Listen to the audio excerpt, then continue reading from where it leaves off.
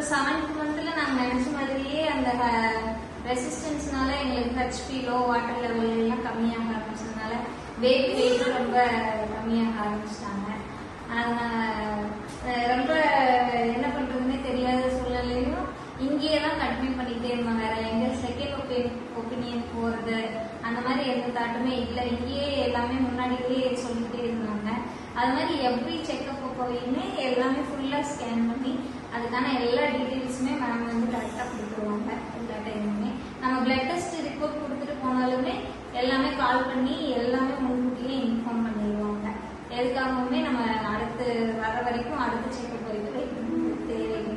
அதுக்கப்புறம் இதை விட என்ன பெஸ்டா இருந்ததுன்னா எப்பயுமே டாக்டர் வந்து அவைலபிளா இருப்பாங்க. எந்த டவுட்ஸ்னாலும் கால் பண்ணி அவங்கள ரீச் பண்ணிக்கலாம்.